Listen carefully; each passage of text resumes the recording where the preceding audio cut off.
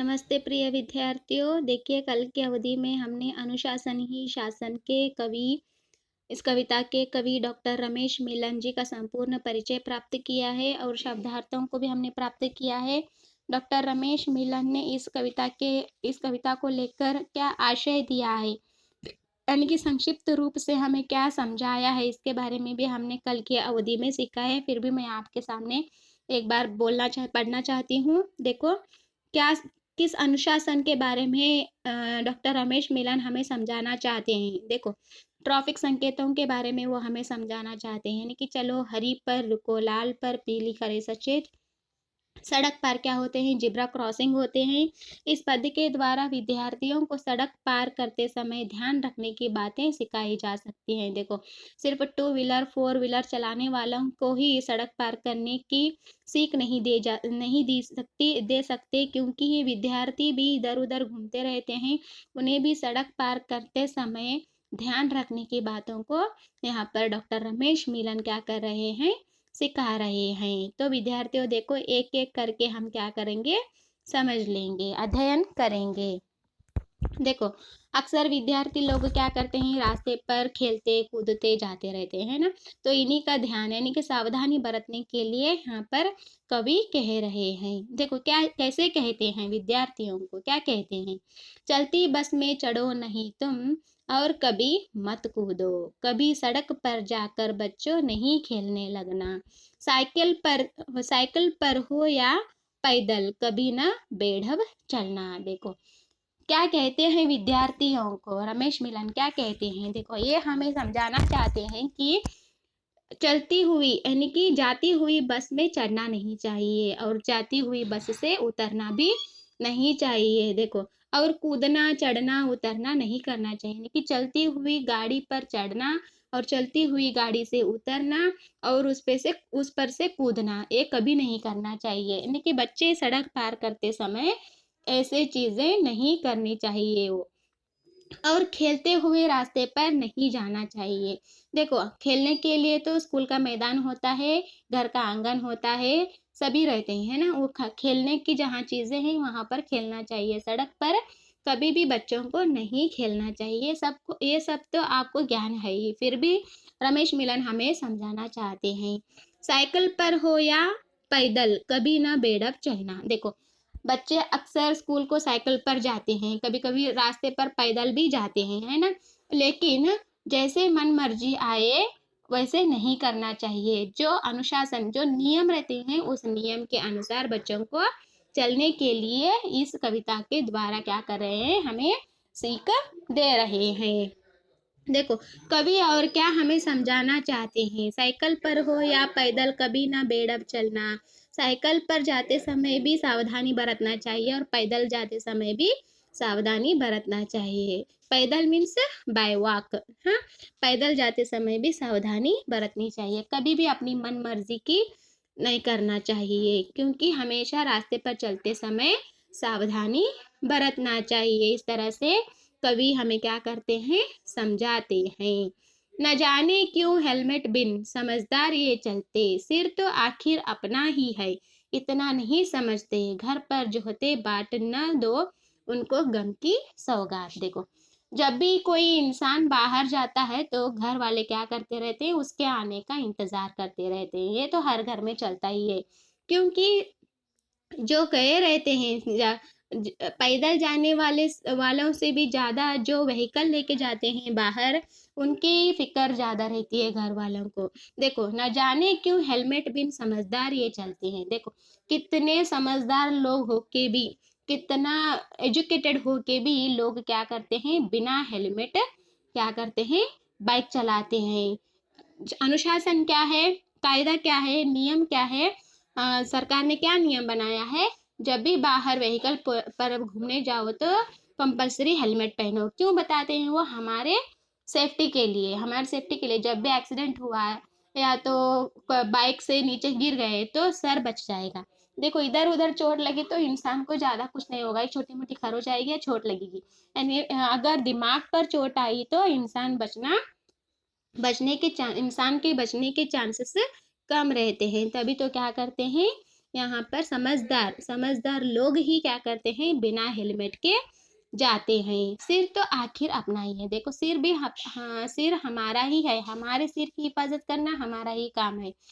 अगर हमें चोट नहीं लगना है सिर पर तो हमें हेलमेट पहनकर जाना ही होगा। इतना नहीं समझते, क्या करें, इतने समझदार होकर भी अपने सिर की सेफ्टी, अपने सर की हिफाजत समझदार लोग नहीं करते तो ना समझ लोग किस तरह से रहते होंगे। बिना हेलमेट के चलने वाले समझदार ही होते हैं, क्योंकि अपने सिर की हिफाजत वो खुद नहीं करते, अपनी जान की हिफाजत वो खुद नहीं करते। इतना भी नहीं समझते। तो छोटी सी बात है, अपनी सेफ्टी अपनी जान में मुट्ठी में रख कर जाने से भी अपनी जान को हिफाजत में रख कर जाना ही समझदारी होती है। लेकिन आजकल के लोग समझते नहीं, ज्यादा से ज्यादा समझदार लोग नहीं समझते।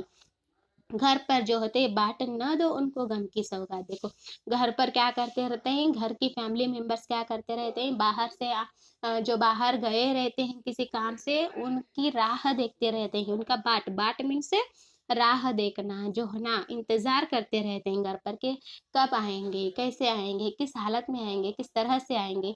ऐसे मन में उनकी दुविधा रहती है। तो हमें क्या करना है, अपनी हिफाजत करते हुए हमें बाहर निकलना है। क्यों हम घर वालों को इतना इंतजार करवाए, क्यों हम घर वालों को गम की सौगात दें, यानी कि उनकी दुख का तोहफा दे। हमें अगर घर वालों को दुख का तोहफा नहीं देना है, उन्हें ज़्यादा इंतज़ार नहीं करवाना है, तो हम अपनी हिफाजत खुद कर सकते हैं। हेलमेट पहन के जा सकते हैं। बिना हेलमेट पहन कर जाने से घर वालों को बहुत चिंता होती है। अगर कुछ ज़्यादा कम हो गया अपने जीवन के साथ, अपनी जान जान के साथ कुछ हो गया तो घर वालों को बहुत दुख हो जाएगा। ये सब होने से पहले ही हमें क्या करना चाहिए, अपनी जिंदगी को लेकर, अपनी जान को लेकर सावधान रहना चाहिए। देखो दुर्घटना हो जाए सड़क पर कभी ना आंख चुराओ, करो मदद घायल की, फौरन अस्पताल पहुंचाओ, जीवन है अनमोल कोई ना होने पाए अनाथ। देखो क्या कहते हैं यहाँ, रमेश मिलन जी क्या कहते हैं। देखो यहाँ रमेश मिलन जी हमें ये भी समझाना चाहते हैं, अगर रास्ते में कोई दुर्घटना हो गई तो देख कर भी अनजान जान कर भी देख कर भी नजरअंदाज नहीं करना चाहिए। अगर कोई इंसान, कोई व्यक्ति एक्सीडेंट होकर वहां पर गिर कर तड़प रहा है तो फौरन उसकी मदद करनी चाहिए। यानी कि पुलिस वालों को डर कर या कोर्ट कचहरी को डर कर हमें पीछे नहीं हटना चाहिए। उस दुर्घटना को देखकर हमें आंख चुराना नहीं चाहिए। आंख चुराना इसका मतलब देख कर भी न देखे, देख कर भी समझ कर भी अनजान बनना, ऐसा कभी नहीं करना चाहिए। खुद पुलिस वाले ही कहते हैं, अगर एक्सीडेंट हो गया तो आप घबराओ मत, फौरन उसे अस्पताल पहुंचाओ, हम आपको कुछ नहीं करेंगे। ऐसा बोले भी रहते हैं, फिर भी लोग क्या करते हैं, कोर्ट कचहरी के झंझट में हमें नहीं पड़ना है, इस तरह सोचकर क्या करते हैं, दुर्घटना के समय इंसान की मदद नहीं करते। ये बहुत गलत बात है। ये भी एक अनुशासन ही है, ये भी एक नियम है, कायदा है। अगर कोई दर्द में भटक रहा है, अगर कोई दर्द के मारे तड़प रहा है, खून से लथपथ पड़ा है सड़क पर, तो हमें क्या करना है, आंख न चुरा कर हमें उसकी मदद करनी चाहिए। फौरन उसे क्या करना है, उस घायल आदमी को, उस घायल व्यक्ति को अस्पताल पहुंचाना चाहिए। एम्बुलेंस बुलाकर फौरन उसे अस्पताल पहुंचाना चाहिए। यही तो सच्ची मानवीयता है। जीवन है अनमोल कोई ना होने पाए अनाथ। देखो हमारा जीवन हमारे लिए बहुत ही अनमोल है। एक बार जिंदगी चले गई तो दोबारा नहीं आएगी, एक बार जान निकल गई तो दोबारा हमें नहीं मिलेगी। तो हमारा जीवन हमारे लिए अमूल्य है, अनमोल है। कोई भी कोई न होने पाए अनाथ। कोई बच्चा अनाथ हो सकता है, अगर दुर्घटना में कोई आदमी हो, या किसी का बाप हो सकता है, किसी का भाई हो सकता है, किसी का बेटा हो सकता है, या कोई औरत गिर पड़ी तो किसी की बहन हो सकती है, किसी की माँ हो सकती है, और किसी की बेटी हो सकती है, किसी की बीवी हो सकती है। कोई अनाथ न हो पाए, ऐसे हमें सावधान रहना है। देखो अगर दुर्घटना से कोई रास्ते में एक्सीडेंट होकर लथपथ पड़ा हो, खून से लथपथ पड़ा हो, तो हमें क्या करना चाहिए, फौरन उसे अस्पताल पहुंचाना चाहिए। यही मानवीयता है। अगर हमने ऐसा किया तो कोई भी अनाथ नहीं रहेगा। देखो, जगह जगह पर चौराहों पर जो संकेत दिए हैं उनका पालन करने वाले सबके प्रिय रहे हैं। जियो और जीने दो का वे पाल रहे सिद्धांत। देखो क्या कह रहे हैं रमेश मिलन जी, क्यों दुर्घटना का रास्ता मोल ली जाए। जैसे शासन बनाए गए हैं, जैसे नियम बनाए गए हैं, जैसे रूल्स और रेगुलेशंस होते हैं, उसका फॉलो करते जाने से हमें कोई दुर्घटना नहीं झेलनी पड़ेगी। अगर उसका नियम, सारे नियमों का, ट्रैफिक सिग्नल्स के नियमों का अगर हम पालन करते रहे तो हमें कोई खतरा नहीं हो जाएगा। हमें हम आराम से पहुंच सकते हैं। जगह जगह पर राहों में क्या हुआ है, रास्तों पर, चौराहों पर क्या दिए गए हैं, ट्रैफिक संकेत दिए गए हैं। चौराहा, चौराहा का अर्थ चार रास्ते मिलने वाला एक सर्कल कहते हैं ना। तो वहां पर क्या दिए गए रहते हैं, लोगों को सावधान रखने के लिए और कोई दुर्घटना न होने के लिए वहां पर ट्रैफिक संकेत दिए जाते हैं और उनका पालन करने वाले सबके प्रिय रहे हैं। देखो, जो ट्रैफिक सिग्नल्स का फॉलो करता है, उसका पालन करता है, तो वो उन्हें सब लोग प्रेम करते हैं, उन्हें सब लोग पसंद करते हैं। क्यों? क्योंकि ये हर नियम का पालन करता है, व्यक्ति ट्रैफिक संकेतों का पालन करता है, तो इससे कोई दुर्घटना नहीं होगी। ऐसे लोगों को बहुत बहुत लोग पसंद करते हैं। जियो और जीने दो, आप भी जियो और दूसरों को भी जीने दो। इसका मतलब ये है कि देखो, जब हम सिग्नल तोड़ के जाते हैं तो हमारा भी नुकसान होता है, खतरा हमें भी होता है, दुर्घटना हमारे साथ भी होती है और हमसे दूसरों के साथ भी होती है। हमारे कारण दूसरों का भी नुकसान हो जाता है। इसीलिए कहते हैं, खुद भी जियो और दूसरों को भी जीने दो। जियो और जीने दो का वे पालन कर रहे सिद्धांत। देखो, जो लोग जियो और जीने दो का सिद्धांत पालन करते हैं, लोग उन्हें बहुत पसंद करते हैं। वे हर नियम का पालन करने वाले लोग होते हैं, जो हर सिद्धांत को फॉलो करते हैं, हर अनुशासन का फॉलो करते हैं। जो हर अनुशासन का पालन करते हैं वो सबसे प्रिय लोग रहते हैं। देखो विद्यार्थियों, आप भी रास्ते पर इधर उधर जाते रहते हो, तो इन सभी बातों का ध्यान आपको रखना है। रमेश मिलन जी क्या कर रहे हैं, हमें इन सब के बारे में यही समझा रहे हैं कि विद्यार्थियों को भी क्या करना है, रास्ते में जाते समय इन सभी अनुशासन का पालन करना चाहिए। तो विद्यार्थी देखो, कितनी अच्छे वाक्यों को देखकर, यहाँ पर पंक्तियों को देखकर क्या किया है, रमेश मिलन ने हम सबको समझाया है। विद्यार्थी देखो, हर लाइन में बहुत मतलब है, क्योंकि ये हर रोज सबके निजी जीवन में चलने वाले घटनाएं हैं ना, सबके निजी जीवन में चलने वाली एक स्थिति है ये, क्योंकि हर रोज चलने वाले हैं ये सभी। ये जो रमेश मिलन हमें बता रहे हैं, इन सब का पालन करना, इन सब को मानना हमारी जिम्मेदारी है। इस अभी क्यों हमें बताना चाह रहे हैं, क्योंकि हमारी हिफाजत के लिए, हम अपनी हिफाजत खुद कर सके, किसी पर अवलंबित न हो और दूसरों की भी मदद कर सके, हमसे दूसरों का नुकसान न हो और हमारा भी नुकसान न हो, क्योंकि हमारा जीवन हमारे लिए बहुत ही अमूल्य है। इसके बारे में रमेश मिलन जी क्या कर रहे हैं, हम सबको समझा रहे हैं। तो विद्यार्थियों देखो, जो कुछ भी अनुशासन आते हैं हमारे जीवन में, उन सब का पालन करना बहुत ही जरूरी है। देखो, बातें करने में भी कुछ नियम होते हैं।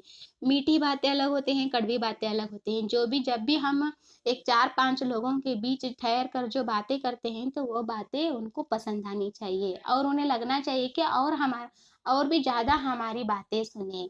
तो ऐसा नहीं होना चाहिए कि हमारी बातें सुनकर वो भागकर निकल जाए।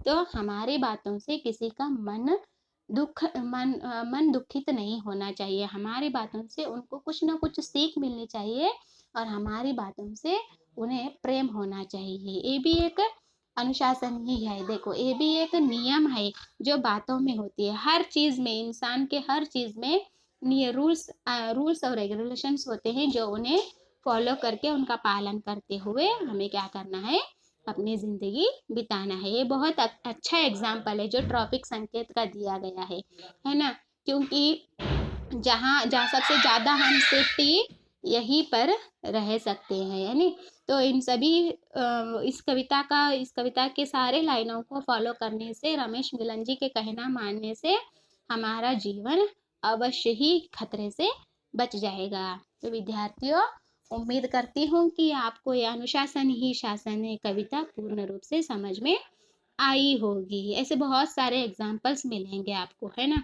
देखो, तो अगर आपको इसमें कुछ समझ में नहीं आया, अगर इसमें से कोई शब्द या कोई लाइन आपको समझ में नहीं आई, तो आप मुझे तुरंत कॉल करके पूछ सकते हो, तो व्हाट्सएप को मैसेज कर सकते हो। तो विद्यार्थियों देखिए, अगर आपको इसमें डाउट है तो तुरंत आप क्लियर कर लीजिए, ऐसे ही डाउट रख के मत बैठिए। तो इस आज का गृह कार्य है विद्यार्थियों आपके लिए, ये अनुशासन ही शासन है। हाँ, इस कविता को क्या करो, आप 2 बार लिखो, रफ बुक में लिखो, 2 बार लिखो, क्योंकि ये लाइन लिखने से आपको थोड़ा नियम के बारे में पता चल जाएगा। तो आपको क्या करना है विद्यार्थियों, आपका गृह कार्य क्या है, अनुशासन ही शासन है, इस कविता को 2 बार अपनी रफ बुक में पढ़ते हुए लिखो। Okay, thank you, good luck.